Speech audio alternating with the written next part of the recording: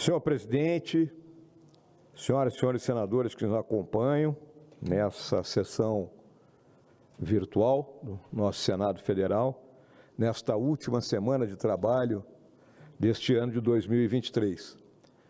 E assim como os oradores que me antecederam, eu também venho aqui, mas com assuntos um pouco distintos. Não vou prestar contas diretamente do meu mandato, mas da minha visão sobre tudo aquilo que nós vivemos ao longo desse ano e que não foi um ano simples. Eu inicio lembrando a situação que vivemos nesse mundo de hoje. Uma feroz disputa pela hegemonia militar, tecnológica, política, econômica, entre os Estados Unidos da América e a China, que após 40 anos de avanços que foram fruto de reformas liberalizantes em termos econômicos, obviamente, feitas por Deng Xiaoping, chega hoje nessa posição de ameaçar, a liderança americana nesses termos que eu me referi. A China enfrenta uma situação difícil hoje, fruto da política que adotaram durante a pandemia da Covid-19, a questão da bolha imobiliária e, principalmente, de ser um regime fechado.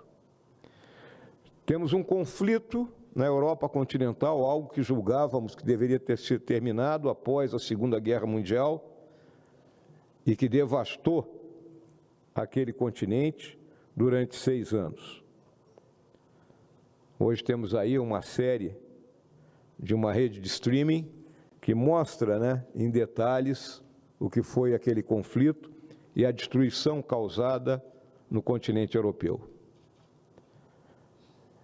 Esse conflito russo-ucraniano, que se julgava que a Rússia não suportaria as sanções econômicas, oriundas do mundo ocidental, nós vemos que ela vem suportando e que o seu líder, Vladimir Putin, não se afasta um único milímetro do seu objetivo de reconstituir aquilo que é a grande Rússia ou, se olharmos mais recentemente, o que foi a União Soviética.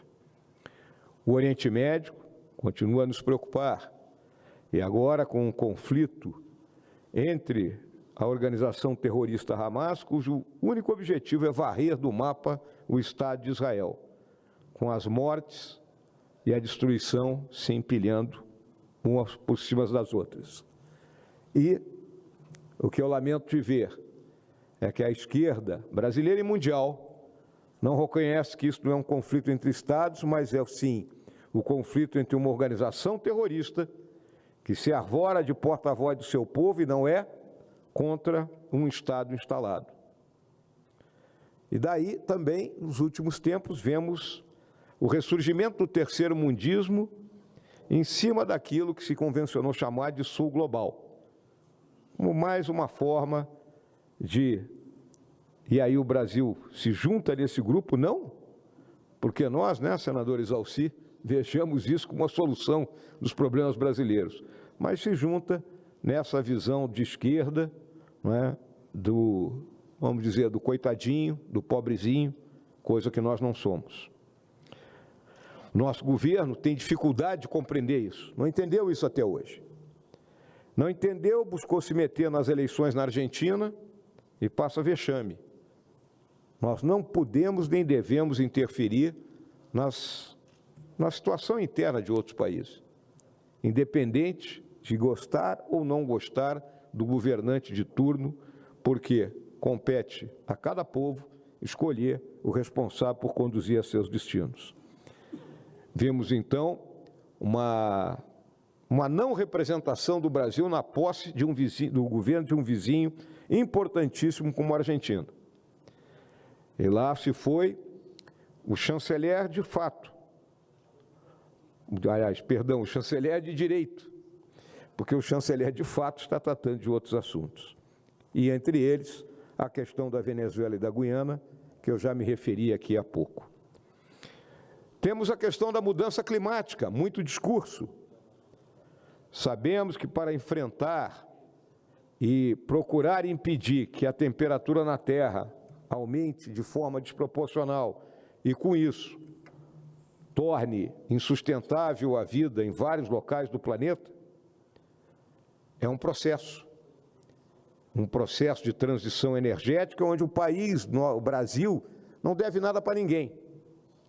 Mas, lamentavelmente, queremos nos apresentar muitas vezes como se a pedir desculpas para o resto do mundo, como se nós fôssemos os responsáveis pelo aquecimento global.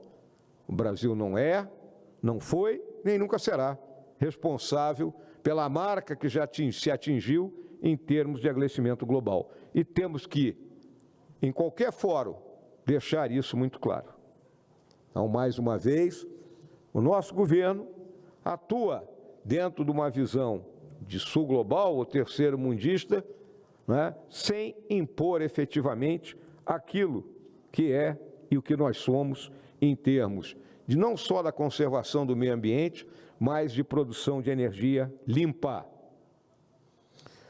Aqui no nosso país, esse ano, né, inicia ainda sob o trauma da eleição que ocorreu ano passado, com a questão do voto auditável, a questão da forma como o Tribunal Eleitoral interferiu durante a campanha, mas, conforme disse no pronunciamento que fiz ainda como vice-presidente da República no final do ano passado, era um novo governo que se iniciava, mas não uma mudança de regime. Ocorre o 8 de janeiro, uma manifestação que se inicia pacífica por um grupo pequeno. Até hoje, procurem, senhoras e senhores, em algum organismo de imprensa, algum relato que fale sobre o número de pessoas que estavam na rua naquele dia.